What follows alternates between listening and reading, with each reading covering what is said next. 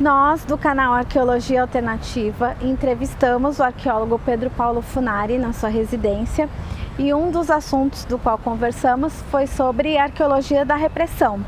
Ele é um dos primeiros arqueólogos do Brasil a trazer o assunto à discussão. Hoje outras pessoas falam sobre o tema, que são os estudos arqueológicos ligados ao período das ditaduras militares na América Latina, das décadas de 1960 a 1980.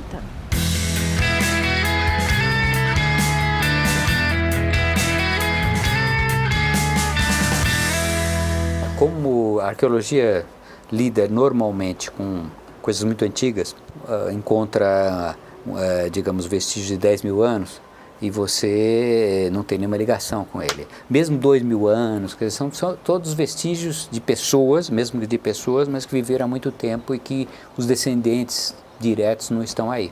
Isso é o normal na arqueologia. Mas essa questão que você está pondo é muito interessante porque não é só nos desaparecidos que tem familiares, mas mesmo se você escava um vestígio indígena, e que há uma tribo, por exemplo, que se reivindica um parentesco com essa pessoa, um parentesco não só físico, mas principalmente espiritual.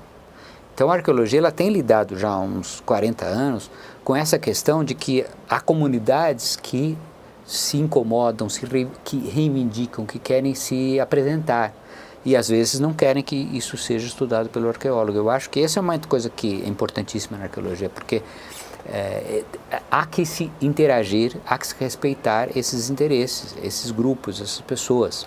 No caso específico que você fala, em casos de ditaduras, há duas coisas. Por um lado, muitas vezes a família está interessada em que o trabalho seja feito para identificar, a identificação. Mas mesmo que esteja interessada, você tem todo um lado emocional, emotivo, que está envolvido, mesmo que eles não tenham nenhuma objeção a fazer. Então, isso aí dá maior responsabilidade ao arqueólogo. E no caso específico que você citou, aí de pessoas identificadas que desapareceram, isso é mais complicado ainda, porque em alguns casos, por exemplo, as pessoas a família não gosta, não é que não seja identificado, mas é que a equipe, por exemplo, tenha pessoas de uma universidade tal, essa universidade teve, durante durante a ditadura, teve médicos legistas que fizeram a declaração de óbito falseada.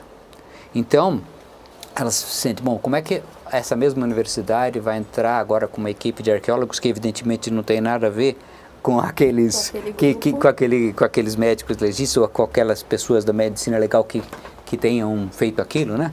Naquele período, quer dizer, são coisas muito diferentes, mas isso não interessa. Do ponto de vista da família, ela se sente, pode não gostar.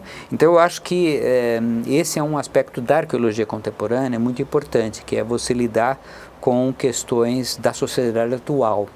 Com medida a sociedade, esses grupos, não só indígenas, mas também grupos de interesse, então, por exemplo, afrodescendentes, quilombolas, ou então grupos de identidade, então pessoas que são movimentos feministas ou movimentos de direitos sexuais. Então, isso é uma série de movimentos que aparentemente não tem nada a ver com a arqueologia, mas que é muito importante. Quer dizer, a arqueologia não é só uma coisa técnica, ela tem uma parte técnica, uma parte científica, mas essa ciência, como qualquer outra, ela não está isolada. Do meu ponto de vista, do ponto de vista de muitos, a arqueologia não pode se arvorar como dona dos vestígios. Nós somos donos porque nós somos os cientistas. Não, acho que há necessidade de interagir com as pessoas.